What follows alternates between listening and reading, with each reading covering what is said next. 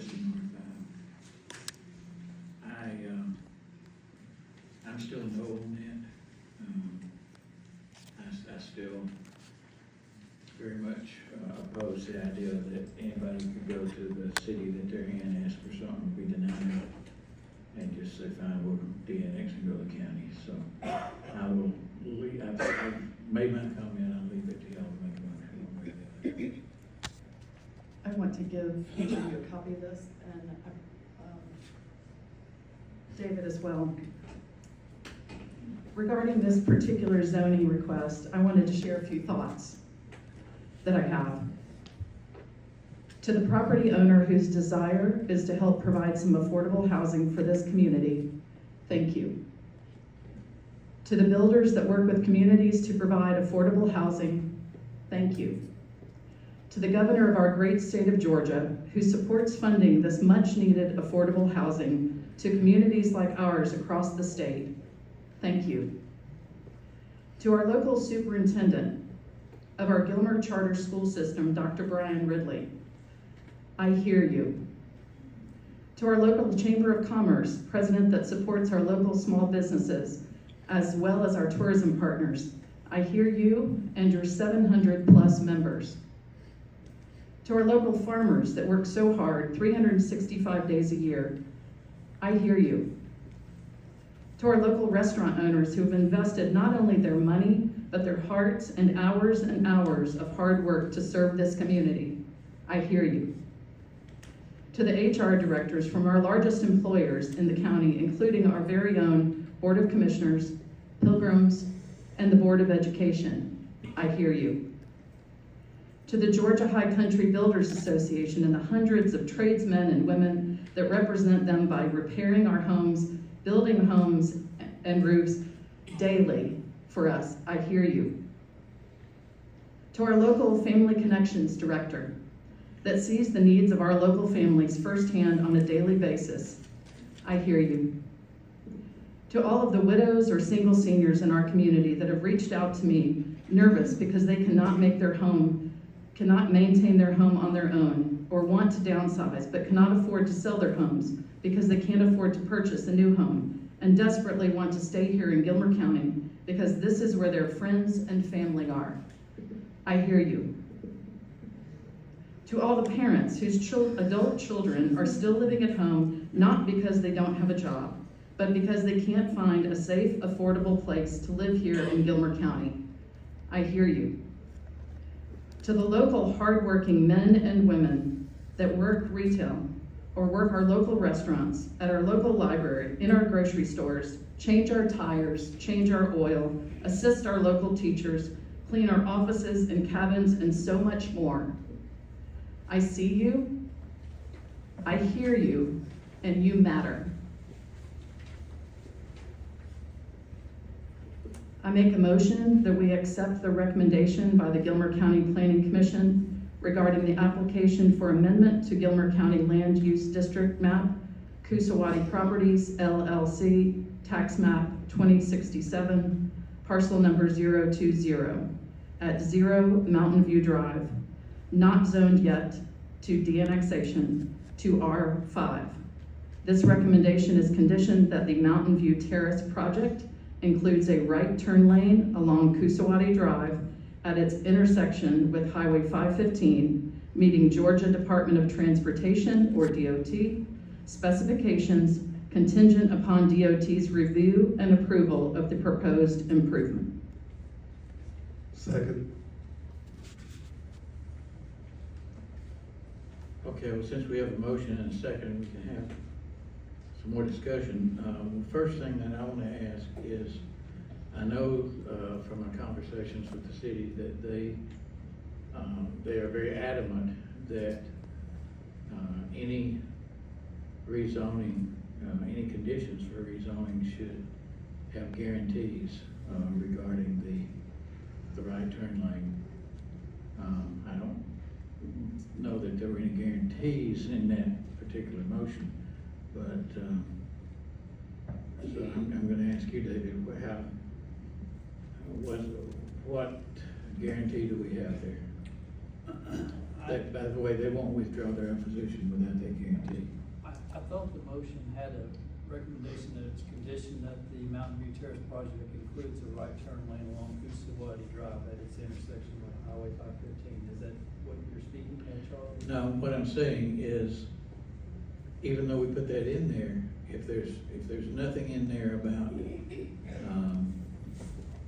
completing it either with or before the structures are in place. as we You should add a started. bonding requirement, that before any general permit is issued to the project, that improvement has to be approved by DOT and bonded by DOT. So we have the guarantees then? Yes. Okay. Then the only other thing that I want to say is that, and I know that Commissioner Ferguson, that you disagree with this, and probably you too, Commissioner Marshall, but, I just, I keep hearing the need for workforce housing, and I always hear it with the same sort of mantra. Our deputies, our firefighters, our teachers can't afford to live here. The income limitations that are on this, yeah, I guess you could call it affordable housing. I think it's more like just low-income housing. But to the extent that the average teacher, I think, is going to be priced out of this, they will not qualify because they'll make too much money, not a whole lot more, but the average teacher is going to be more than what the requirement is. The maximum amount of requirement is for this to qualify for delivering this project. And if you're a two-income family, that goes up more. Although if you're a two-income family, you probably got a better chance of, no, you don't. You have a lesser chance of meeting that. Anyway, I just want to put that out there, that I don't believe this is something that's good for Gilmer County. In the end, I think, down the road that we're going to regret it. And with that, I will say, all in favor? Aye. Aye. No. Okay. I think that's got all of the rezonings. Brings us to citizens wishing to speak. Anyone that would like to speak? I'm Kimberly Reckless, a concerned Gilmer County citizen. I guess you could say what's done is done. And thank you, Commissioner Paris, for your stand with Gilmer County citizens in trying to protect what's left of Gilmer County's rural identity and culture. I agree with what Jolene said. There's going to be a lot of regret here. There's no way to come back from this. A door has been opened that can't be closed.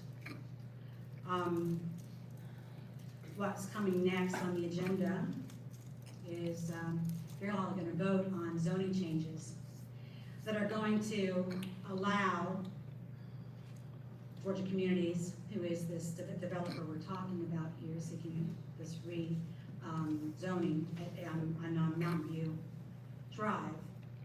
And it's going to allow them to build not 4 units, but 10 units per acre. That's more than high density. That's what I consider ultra high density. And if this zoning goes through, as we've heard from the Beatty team and their Smith Douglas lobbying they did to the community yesterday, we're probably going to be looking at on its heels at least 100 units of houses in that same corridor coming on its heels. Of course, that can't happen unless you all vote to change the zoning. And I hope that in this brief pause between the vote you just took and the one you're going to take next, you'll take that into consideration. But right now, for just to recap what we're looking at here, these are the same developers for Mountain View Terrace that are also building currently an overlook at Ellijay on Courier Street. It's already underway. I drove by there today. Making pretty good movement, a pretty good clip. We have Progress Point and Progress Road. That has been identified as another one of their projects. They have expressed interest on the Howard Simmons and developing the Simmons property recently sold to Bravo, Armando Bravo. These are the same developers that attempted to develop 85 Yukon. They identified 750 needed housing units they intend to give us, whether we need them or not, whether we can afford them or not, or whether we can qualify or not. As I said yesterday, this is not housing for us. This is housing for people. This is economic development. Light tech development, which is corporate welfare, which is what these developers are being given on our tax dollars using federal funds issued through the state. They're going to give us what we don't need so they can get what they want. They're here chasing the almighty dollar. We have two commissioners that have opened the door. Not only have they opened the door with their vote tonight, they ushered them in and personally selected them as part of their GICH initiative to welcome them into Gilmer County to destroy what is left of your rural community.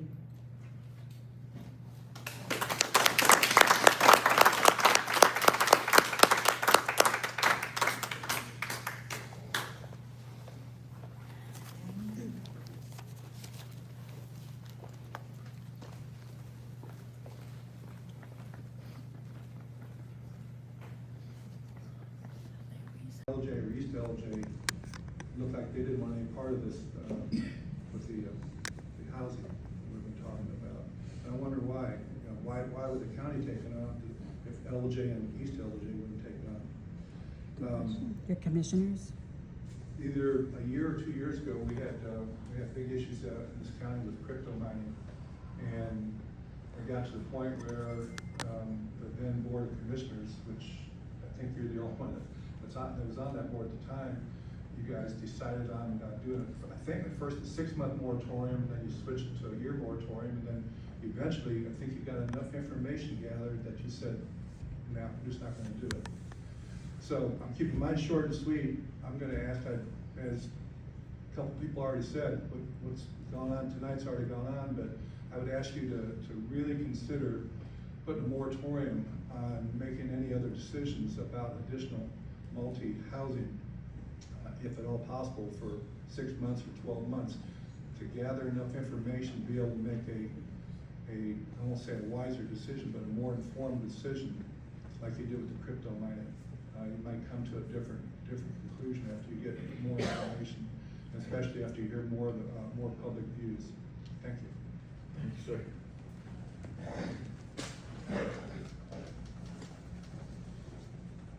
My name is Joe Cook. My siblings and I are the owners of the property adjacent to Oak Hill Church and Cemetery. My mother was the person who gave the expansion to that cemetery. My parents buried there. One pair of great-great-grandparents, Boyd Henson and Billy Henson, are buried there. I have, we are very connected to that land, and I have no problem with. I realize the progress has come, and there's no problem with the church being something other than that. I mean, that. Sit with somebody at lunch today who is very hardworking.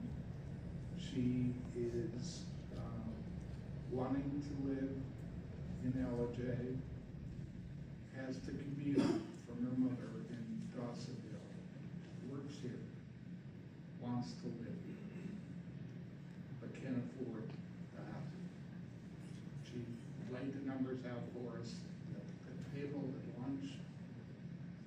It breaks your heart when you know we have a good worker who wants to invest in our county and has to do a long distance drive every day. So thank you. It's brave, but it's much needed. Thank you. Thank you, sir.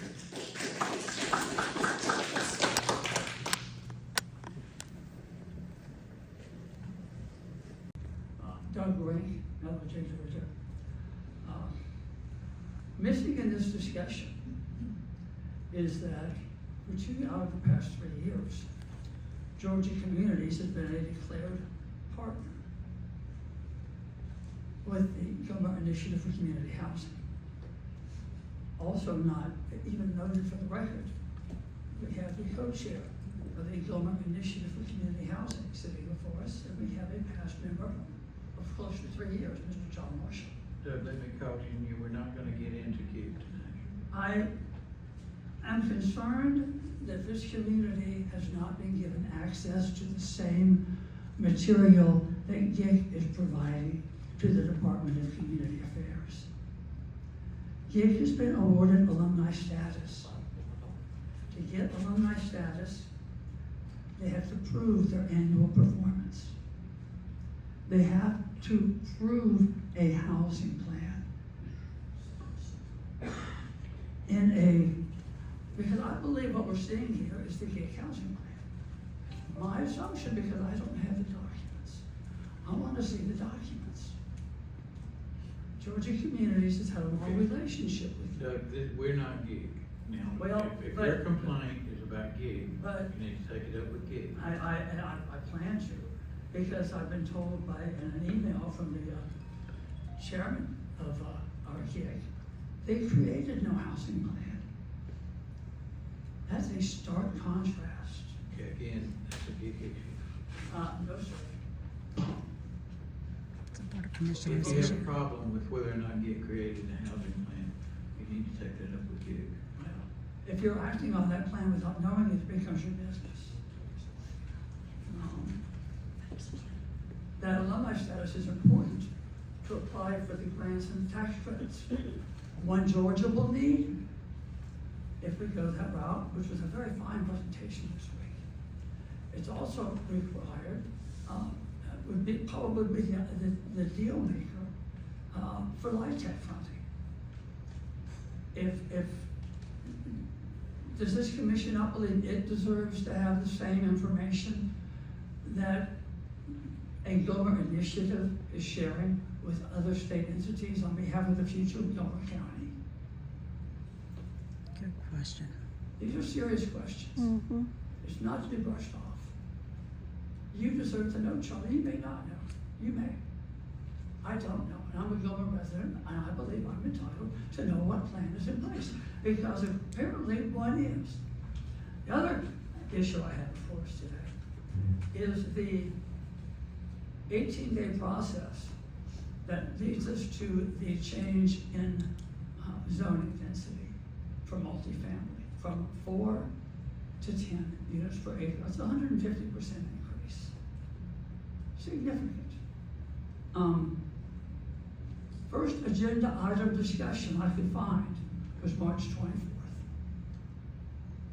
First vote, 18 days later, April 11th. Now, I've been doing some fact finding, and I've asked the Attorney General's office to help me with this process. And it's been eye-opening. For now, they've declared in the past, inviting me to perhaps reframe some things or pursue other avenues, and this is under consideration. But Mr. Clark wrote a letter to the Senior Assistant Attorney General, Kristen Settlemyer, saying that the county has been discussing the increased maximum density during work sessions since January. Now, I've been in on some of those meetings, not all of them. I may have missed something. So I pulled the minutes of the January, February, and March work sessions.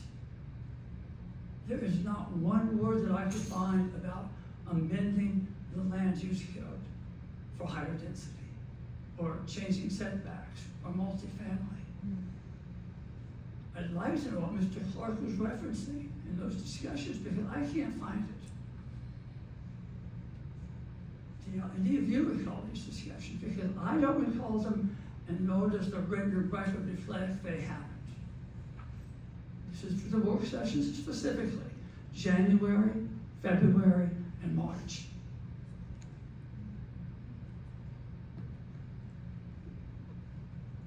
is it your contention that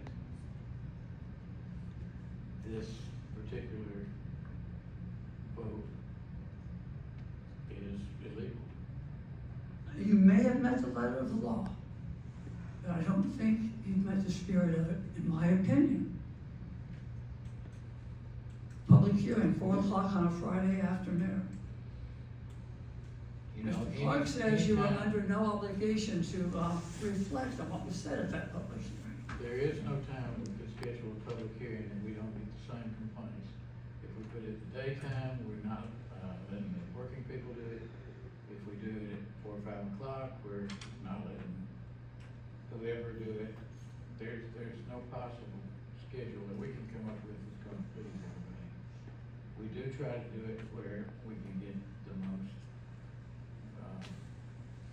Based on past precedent and past filings with Gilmer County on a rezoning application last year that failed, and based on a presentation Mr. Sanford gave to the Ellijay City Council 2 years ago, this whole process seems to be tied to creating favorable conditions for the Georgia communities to make a application for LIHTC properties. They're up against the mid-May deadline. well, you said, That's how it appears based on past precedent. And I just don't think we're getting the full picture here. I am not opposed to apartments. I'm not opposed to affordable housing. But I am an advocate as a 30-year journalist that government transparency is an important part of governance in the state of Georgia. Thank you.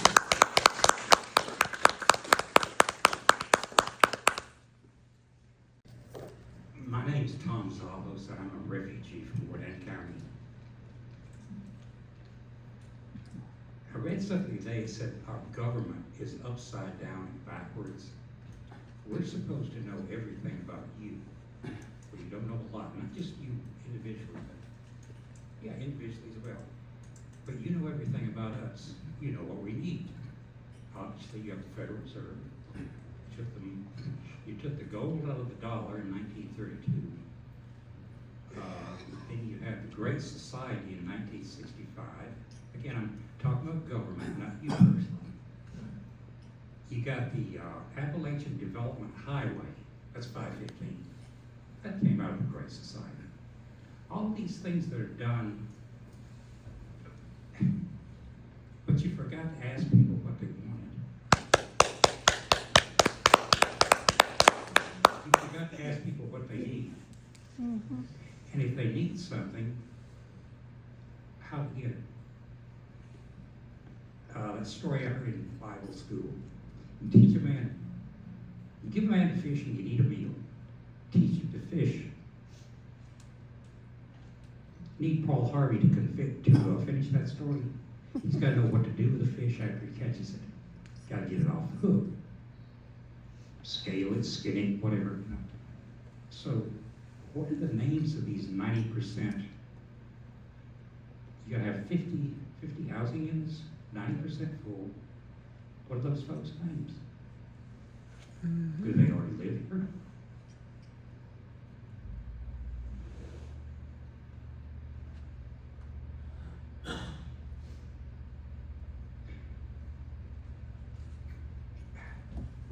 After the savings of loan crash and the debacle of 2008, all related to housing, where is it written anywhere on earth that it is the responsibility of the government to do anything about my house? Especially when it's not even built yet. So somebody's going to build it and say, that's for you. Okay. They're from the government and they're here to help. Seriously. We're still going to say that. That larger home I built, or I bought in 2017, bought it for $200,000. It's public record. I'm not bragging, complaining. This is public record. Bought it for $254,000. That was everything and more that we got out of that old house in Gwinnett County. I checked the records in the county the other day, you guys say it's worth over 500,000. Is that true? Probably. What's your offer?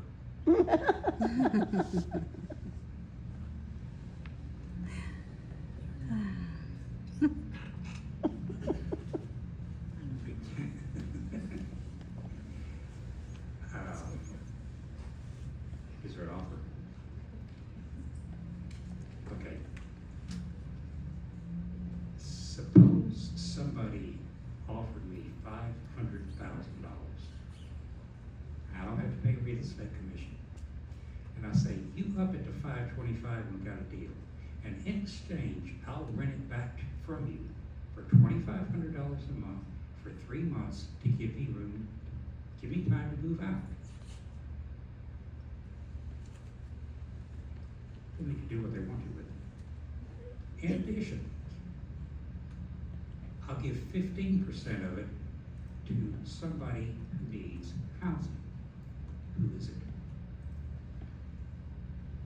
If anybody has some land, I'm on 3 acres, most of it is vertical. But if anybody has any extra land that they're not using, change the zoning. You don't have to sell the land, keep it. Make space for one of those things they call a tiny house. I've seen houses that are built 24 feet wide, 42 feet long. They're 1,008 square feet. 1 3/4 baths and 2 full bedrooms with 2 full-size closets. It can be done. You do realize that our minimum requirement simply is 500 square feet. 500 square feet? Better than that. Okay, so if somebody's got 10, 11, 12 acres, and they've got, say, 3 acres, 2 acres that they would donate for a period of time, for somebody who cannot afford housing, to use that land, rent it, lease it, whatever, until they get their feet off the ground, build themselves up, and afford a better place. When I was growing up in Gwinnett County, when I was a little boy, when I was 7, 8 years old, the old men, at that time were probably 45 years old, they used to talk about how Atlanta would be out here someday, meaning Gwinnett. I didn't know how the heck they were going to move all those big buildings. They didn't. They moved, they built a lot more. Now, with the traffic you got now, it takes you 20 minutes to get somewhere. 10 years from now, 15 at the most, doubled. And that includes the people in the affordable housing. It's coming, so Buckle up. you already tapped your vote, so what are you gonna do next?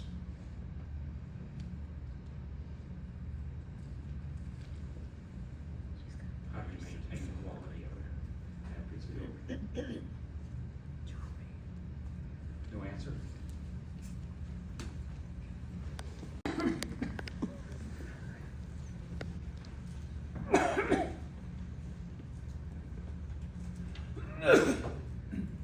I wasn't gonna speak today.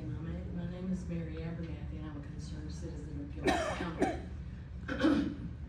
I came just to observe, but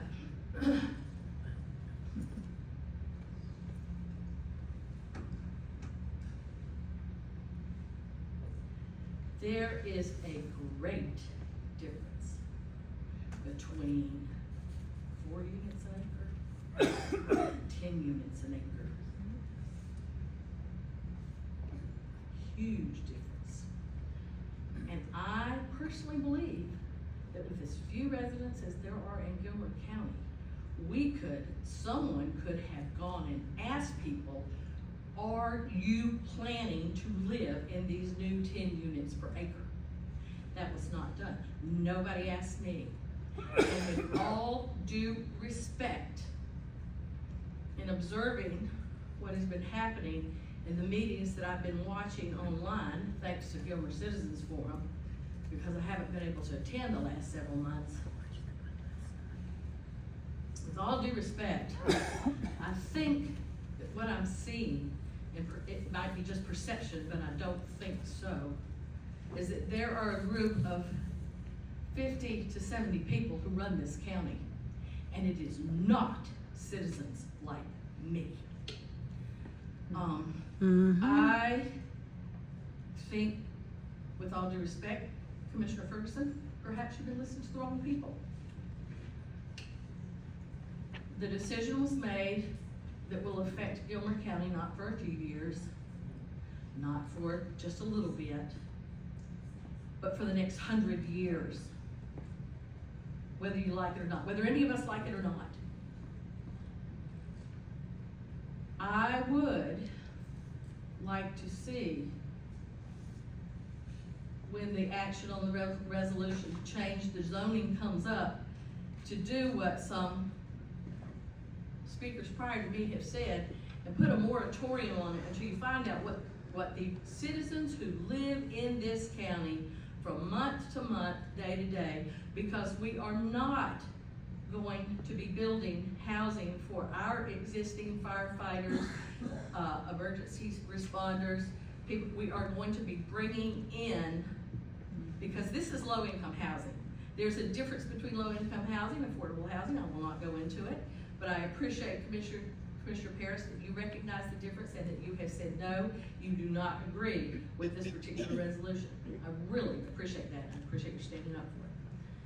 I'm voting no on it.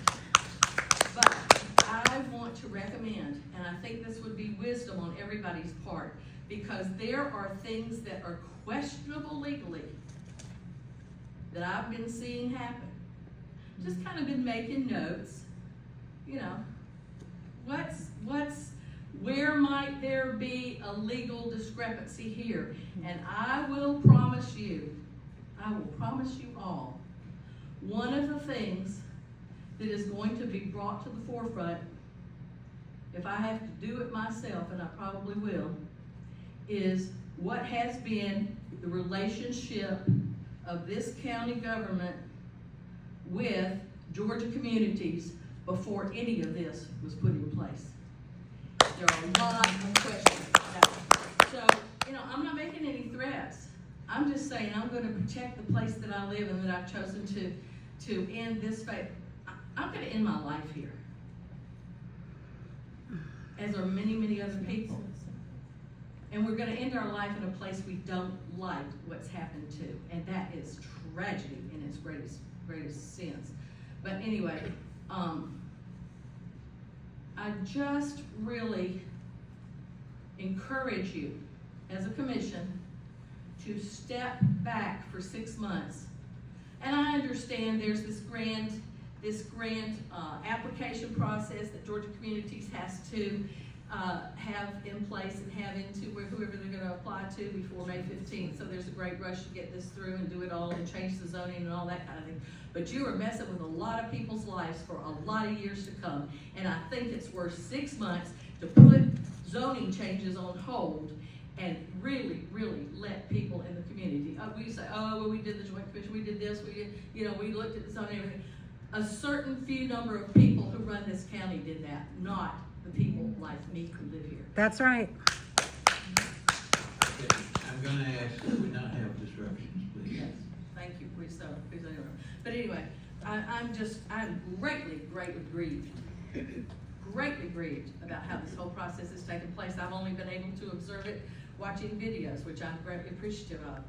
But I will tell you what, I have sat there and thought, because that's what I do, I sit and think, I'm a thinker. Has this really been thought through? Has it really been given all the consideration it needs to be given? It's not, this particular type of housing is not going to meet citizens' needs of our county.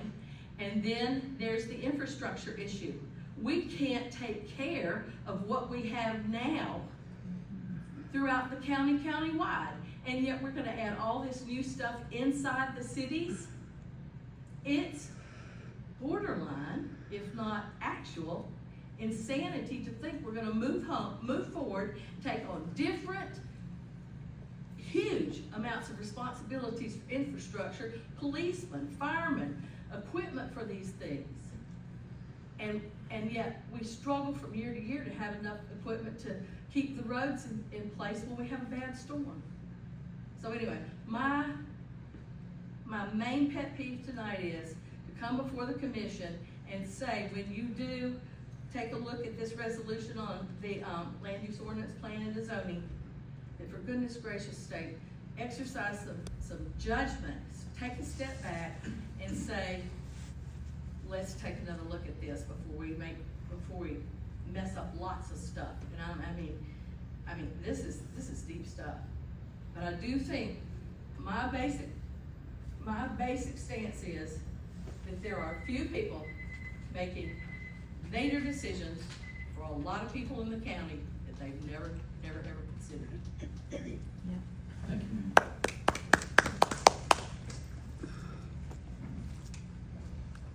My name is Tiffany Watson, and I am the director of Gilmer Family Connection. And I just wanted to thank you for the vote on housing and how it looks like things are moving forward. My family has been here for generations, and I have children that go to school here, and I do know that there are concerns of who is going to fill these units. But I can tell you just from the families that I work with, part of the nature of Family Connection is seeing what are the pressing needs in your community. And so through civic dinners, through meetings, we're able to see what issues rise to the top. And housing always is at the top along with transportation. And, I feel that, two of you ran on the platform of housing. So right there, that tells you that the citizens of Gilmer County, they do believe in your work and what is happening. The families that I work with, they look, I get calls every day about housing, and different organizations from Pilgrim's Pride, speaking with them, knowing that honestly they could probably fill up the 50 units just with workers from Pilgrims. And then you think about our servers and just, new teachers or substitutes. There's just so many that could fill this unit. So I do think that I look at it a little differently, that, when you look down the road, years to come, this is gonna be a very good situation. It's going to change people's lives. It's gonna give them a chance to get a start. And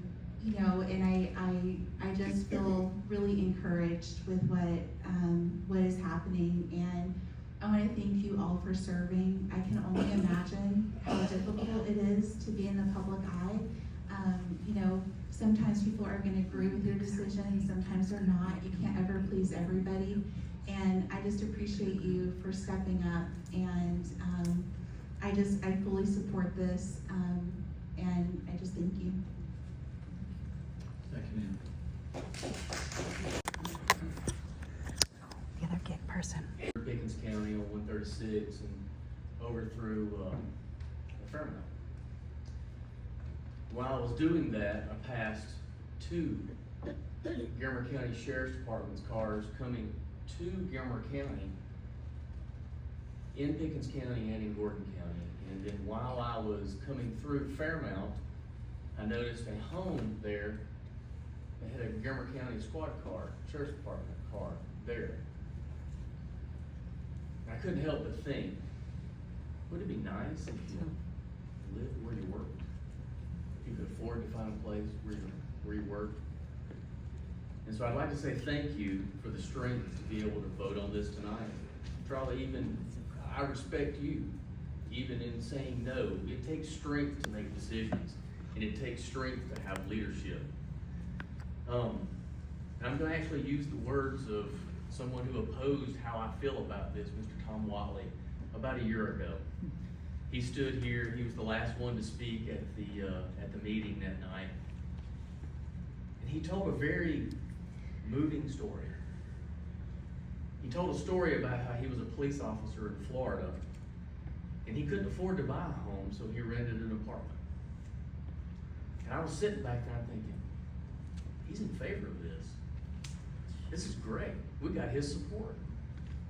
And he said, I lived in that apartment until I think he said 51 or 52 years old, until he saved up to be able to buy his first house. And I thought, that is a powerful story. And then he finished his career as a law enforcement officer, detective. He moved to Ellijay, Georgia.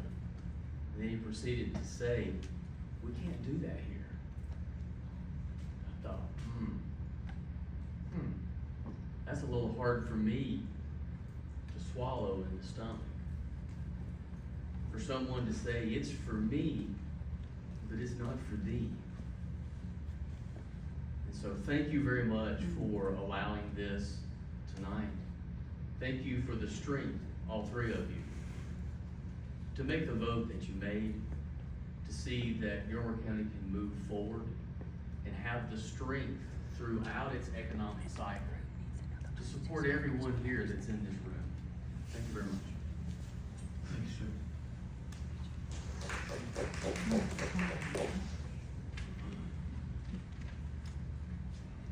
Okay, if there's no one else, we will move on with this. I'd just like to add the last two speakers are GICH members. Thank you, that's all. Thank you.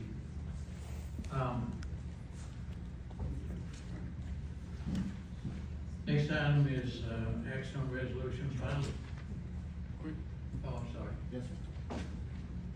Derek Bracewell, Gilmer County resident. Not mad that I didn't have a seat at the table. In reviewing the joint plan, I've always been told when I sign my name on the line, it's like a contract. Y'all approved a whole lot of this on public information back in October 2024. It's been talked about. I can't imagine how many meetings y'all had over that joint plan with a lot of professional advice, even citizens. Since 2024, this has been being addressed. Thank y'all for standing. Thank you for doing what's right. Thank you, sir. Okay.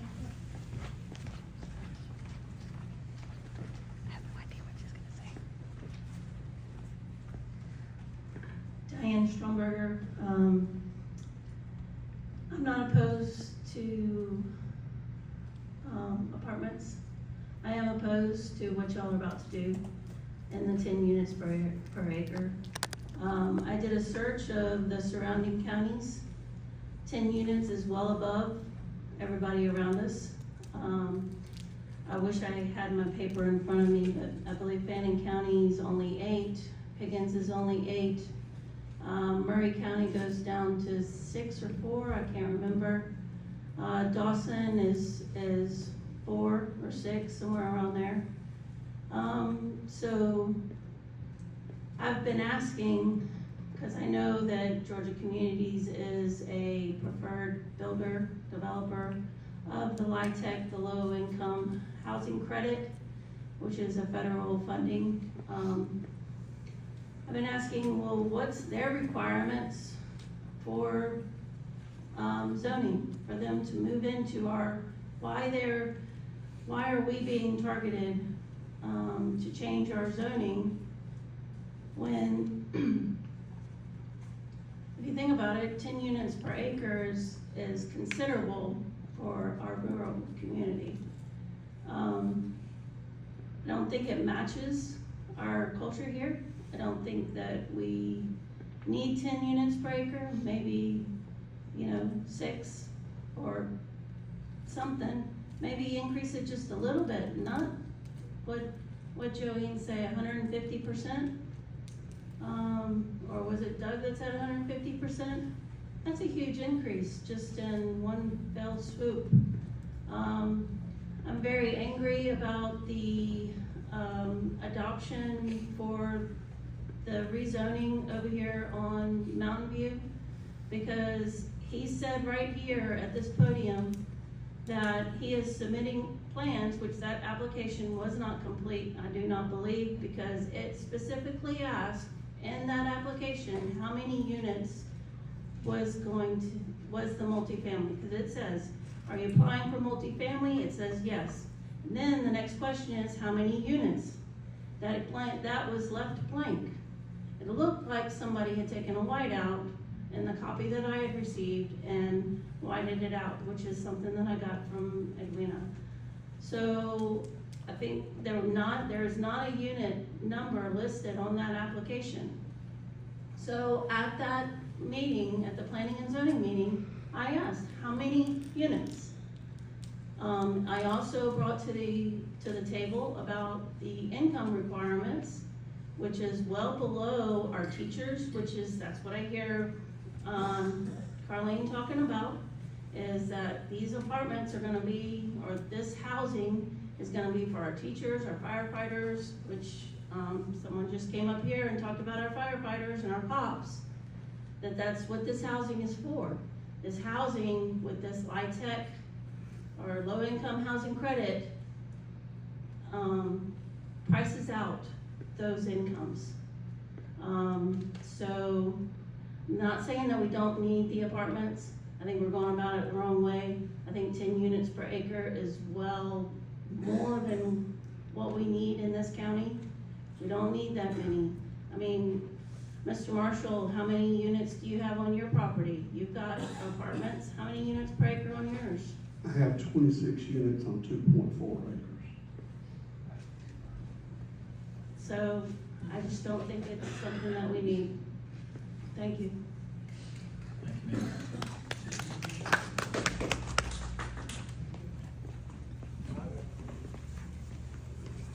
Wasn't going to. Wouldn't be the same if you did. I know, Charlie, I know. Wayne Johnson. I just wanna ask you if you considered one thing during all this about whether or not you're gonna build these apartments, is infrastructure. And by that I mean, years ago, at 3 o'clock in the morning, they were dumping raw sewage in the river because the sewage plant wasn't able to keep up with what was coming in. And it was going into Carter's Lake at that time. Now, that's a fact. I don't remember the years, but it did happen. The EPA got on, and they had to expand the sewer plant. And that's all I'm gonna say about the building. The second thing I wanna talk about is, the second Rock Creek Bridge. I talked to you about it the last meeting, about the water during the flood, undermining the asphalt. Well, the asphalt's starting to cave off. A big truck hits that at the right place at the right time, he's gonna flip over into that creek off that bridge. Somebody needs to go up there and fix where that asphalt's been undermined. Thank you, Mike. Okay, last call. Okay. We'll do one more. Joey Rupert. At the planning and zoning meeting, they asked the developer what the rents were going to be in these apartments. And the answer was $900 to $1,200 a month. And I'd like to know, are you all going to enforce that? Because when they're built and then they make them $1,500 to $1,800, okay, that totally changes the whole landscape. And somebody's got to stay on top of that, and that they're $900 to $1,200, because that's what planning and zoning, that was very impressive to them, that they would be that, because that to them was affordable. And another thing, somebody just said, there's 40 or 50 people at Pilgrims that would be interested in this.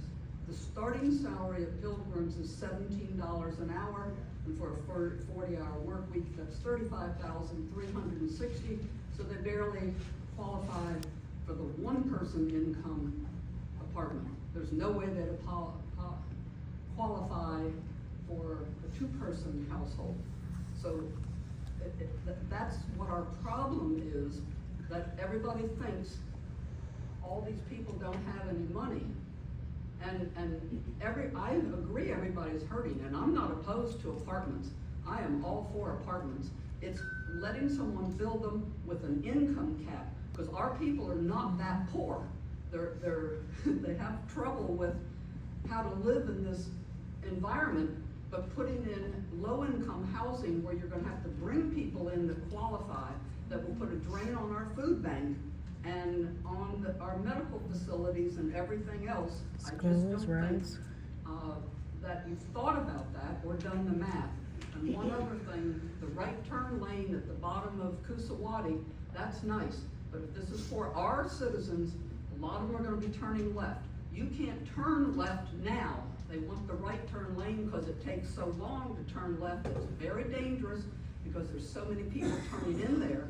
There'll now be more turning in, so to turn out will be even more difficult, and it's very dangerous. So there needs to be a light there or something, but it's gonna be a real big problem, I think, and thank you. Thank you, ma'am. Okay, the next item is final adoption of land use ordinance. We've heard a lot of comments about that already.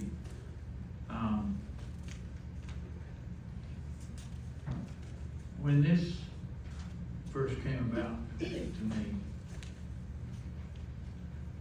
I guess I should preface this by saying that I am not opposed to apartments.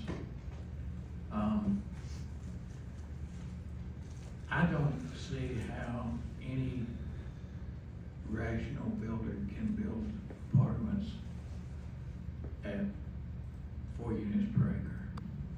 I wouldn't. That was, we had a zoning spec for apartments, but it was 4 units per acre. And, you know, for me, I just felt like we're spinning our wheels here, why bother? So I was not and am not opposed to raising that figure. Now, some people think 10 is too many and 8 would be better and so forth, and we're all gonna have a different opinion on that. I just think that if we're gonna have a zone for apartments, it ought to be something that would be realistic, and 4 units per acre is not. So, I'm not opposed to apartments. Now, I was opposed to these particular apartments. That's different.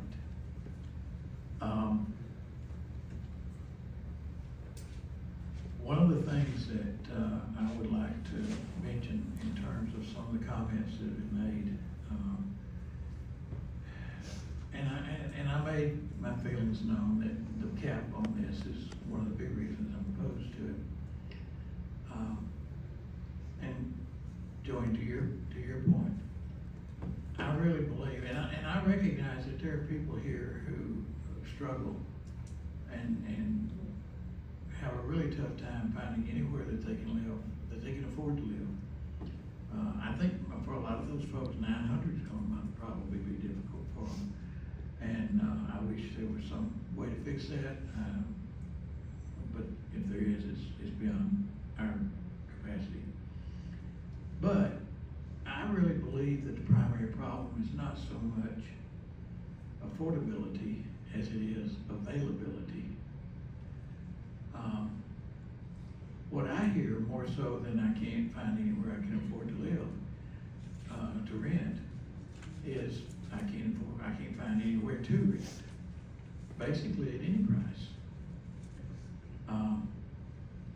So I recognize that there's a need for apartments. I just think that these particular apartments aren't gonna fill that, but that's water under the bridge now. And I only say that at this point to say that I'm not opposed to apartments. My no vote before was for this specific situation and not about apartments. So I'm going to be good with the raising the R5 density for apartments. I'll open it up with that. So wholly concur, and I'll make the motion to approve the change in the land use ordinance. Okay. I'll second. All in favor? Aye. Aye. Final adoption of purchases by the Board of Commissioners, disposal of surplus property. I think we have to have that just to keep up with the times, and I'll make a motion that be approved. Second. All in favor? Aye. Appointment of a member of Kids Cottage. I would be very pleased to make a motion that Merle Naylor be reappointed to that. Second. All in favor? Who? Merle Naylor. Naylor.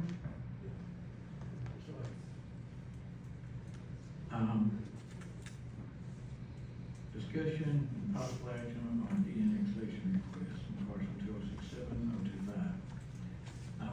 I'm guessing there's nobody in here that wonders what my position is on the annexation right now. Particularly in terms of doing it specifically for, planning zoning that, they were not able to do without that. De-annexations for a county are different than de-annexations for a city. It's almost impossible for a county to say no to a de-annexation. And we've been fighting that for several days now. We've gotten more legal opinions than you can possibly imagine. And it all comes down to the same thing. We've even had our insurer tell us that if we refuse a de-annexation, that, and we get sued for it, that our coverage won't apply to that because they don't cover refusals for de-annexations. So it doesn't seem to be a feasible concept to say that we're going to go and fight that particular battle. Here's what I am going to do though, to suggest. As I have mentioned, my problem with the annexation, and I'm not opposed to the annexation. We've had situations where, you know, I remember one time somebody wanted to de-annex because they wanted to be able to hunt on his property and he couldn't do it in the city. Fine with things like that. My problem with de-annexation is that you're in the city, you go to the city and you ask to do something, they say no.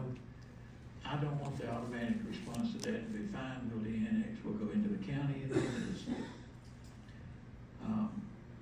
I used a very unfortunate choice of words the other day. I said I didn't want to be the dumping ground for that, and now that's come back to bite me on social media.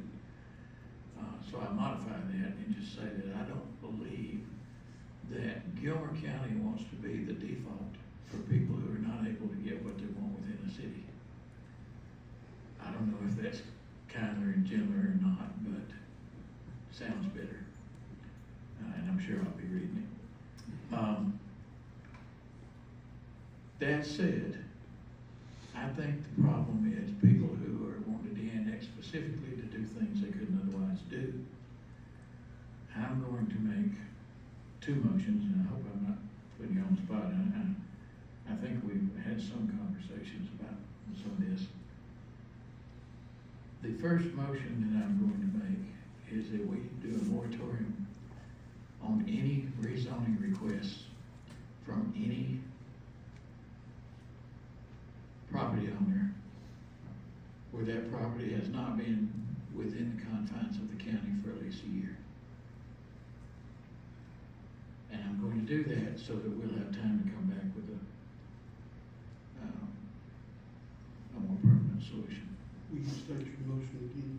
Yes, my motion is that we declare a moratorium on rezoning requests for any property that has not been in the confines of the county for at least 1 year. Second. All in favor?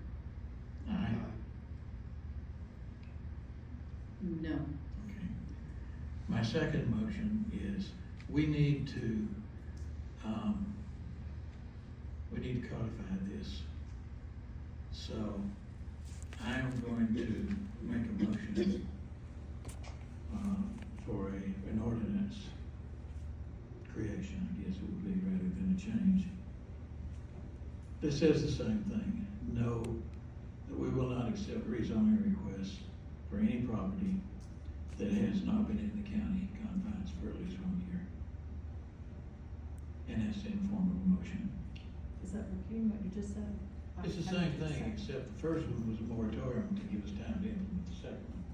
The second one just makes that permanent. That no one can make a zoning request change in less than a year if they own their property? I just wanna make sure I understand. Not if they haven't owned the property for a year, That- but so- if the property has not been within the county for 1 year. My point is, I don't want people to go to the city and say, can I do this? And they say, no, fine, I'll just go to the county and de-annex. So my motion is that we have an ordinance that says we will not accept rezoning requests for any property that has not been within the confines of the county for at least 1 year. That's all new, I can't accept it. So no, we didn't discuss this at all until Well, we just, there was no discussion into this, particularly the way you're saying it.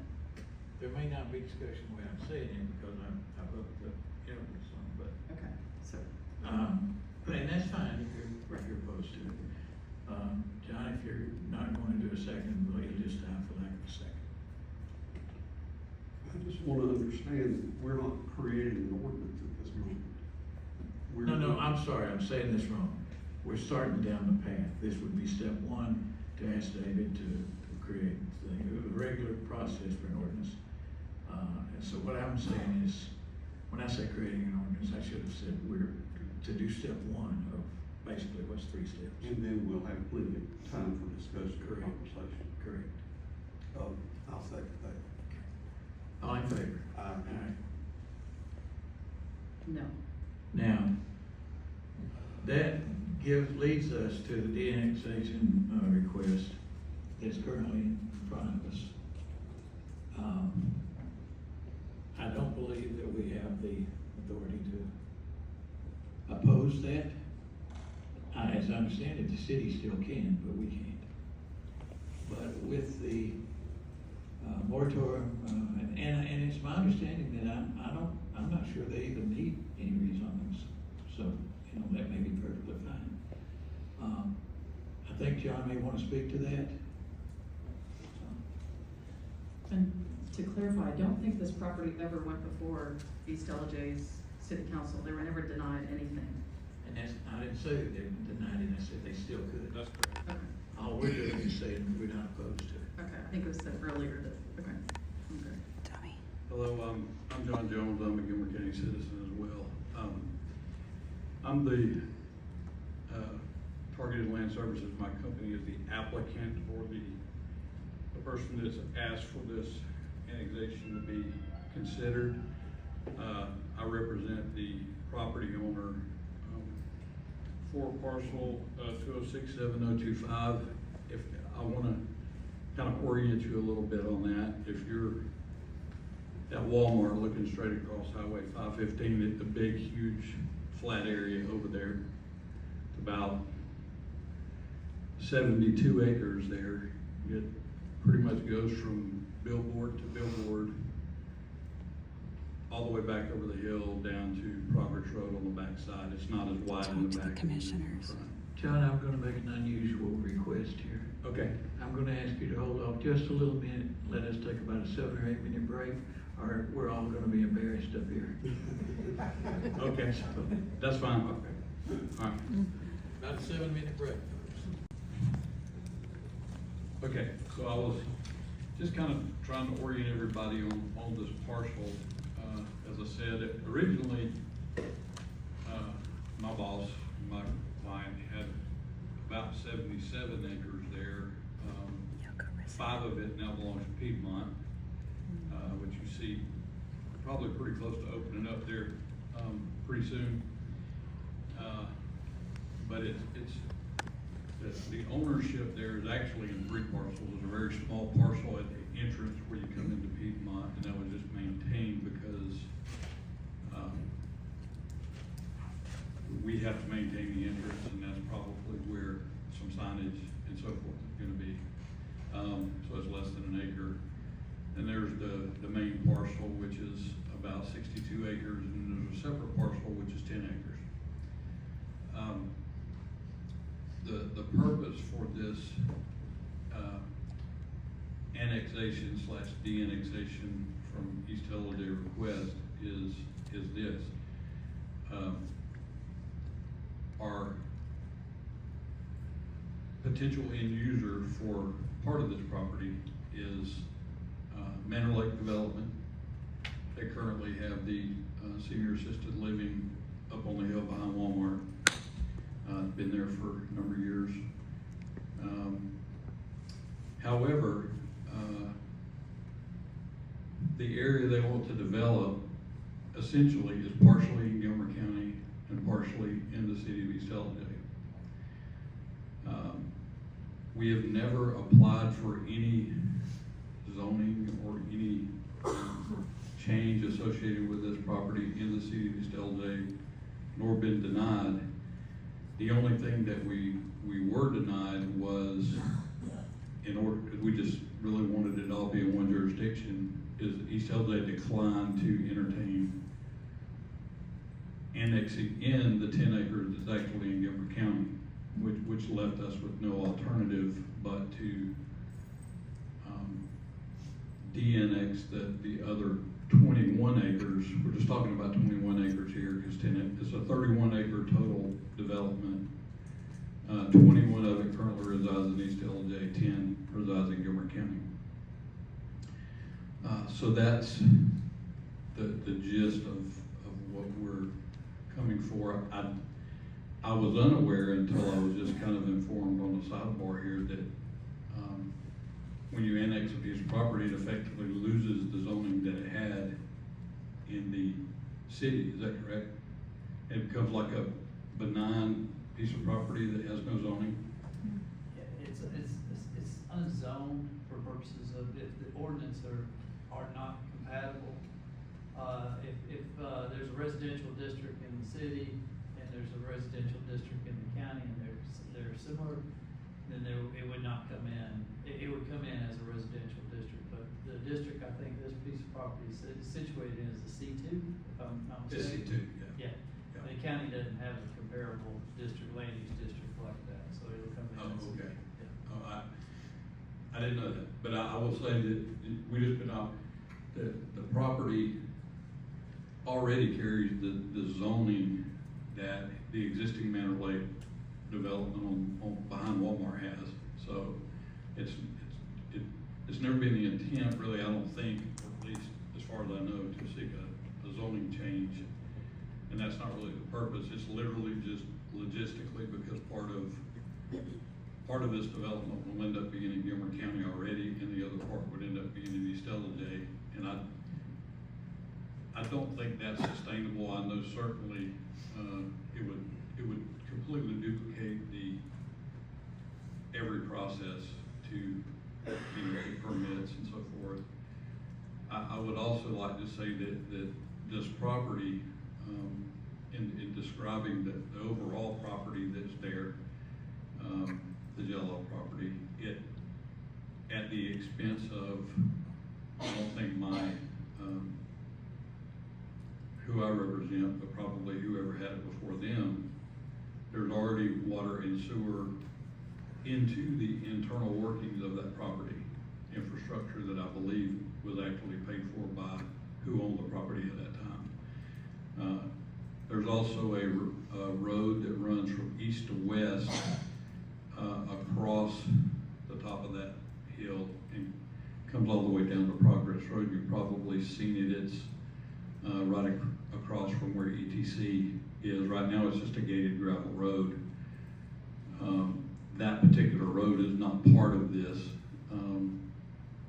It's future development, whatever. One day it could be a different access and egress point to that property that probably would be needed.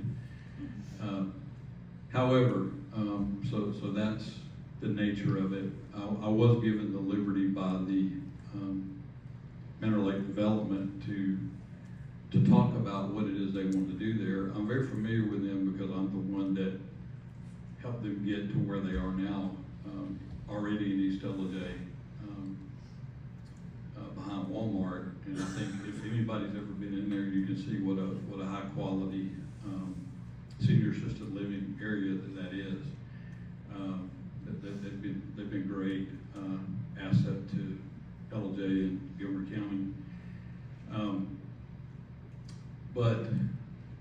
I'm just gonna read straight from what I was provided. Manor Lake Development is proposing the establishment of a new 120 unit senior independent living cottage community in Ellijay. They're calling that Ellijay. The property is located on the west side of Highway 515, accessed by Mountain View Drive, Progress Road, behind the new Piedmont Medical Building. That's inaccurate because we won't be using that as an entrance. The community will feature 2-bedroom, 2-bathroom, 1-car garage units in duplex and quadruplex buildings across 31 acres.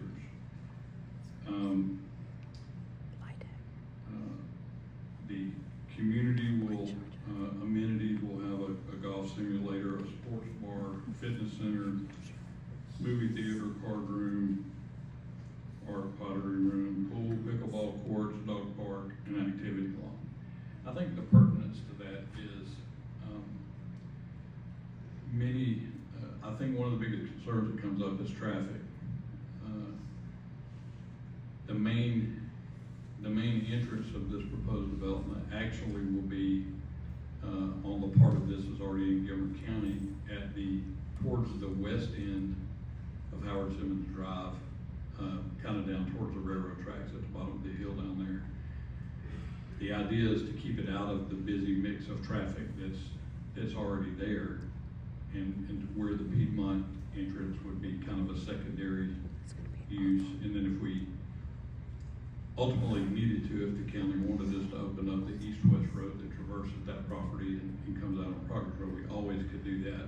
It's already curbed and guttered with storm drains and everything in it. It's just not paved, it's just gravel. It's been there like that for 15, 20 years. But I think the pertinence is the people who live here will not be driving very much. The strategic idea of this location specifically is its proximity to New Piedmont. It will be, it will be in such a way that the people that live in that community will actually have walking, like sidewalk, built sidewalk access straight to the New Piedmont facility. They will also have walking access to the other end down there where Aldi's and Chick-fil-A and all that, with the idea that they, if they don't really want to leave, you know, get in a car and drive, they've got access to some things that they can walk to. So that was the attraction of the area. So that's just really some side information about what the intended use of this is. But for the purposes of this meeting, I just wanted to paint some context and color around, you know, the situation that we have is that, you know, 21 of the acres resides in East Ellijay, 10 of the acres resides in Gilmer County, and we want it to all be in the same municipality or jurisdiction, whatever it is you call it, and thus we want to de-annex the 21 acres out of East Ellijay and into Gilmer County. And if anybody needs to ask me any questions or the book, I'm trying to give as much information as I possibly can. Thank you. Thank you, Jim.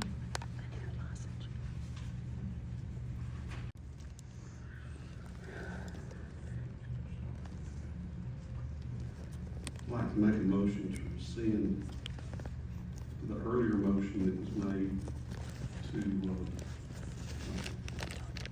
place a moratorium of 1 year on any rezoning applications for property that is not already in Gilmer County. That's the purpose.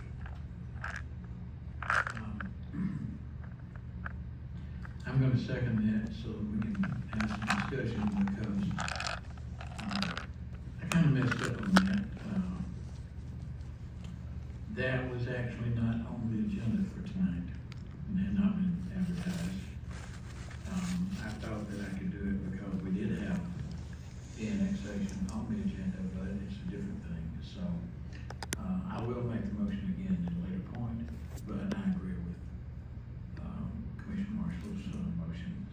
I'm seconding it. All in favor? Aye. I make a motion that we rescind the motion that was made to begin the process to create an ordinance that codifies the moratorium of, You don't necessarily have to rescind that one, that's still the board's desire, because the action is simply to instruct the county attorney. It's just that, it's to instruct the county attorney to start the process. I make a motion to rescind the, motion to begin the ordinance process for relative to the annexation. Second. All in favor? Aye. Okay, do we have to, well, we should take a vote, I suppose.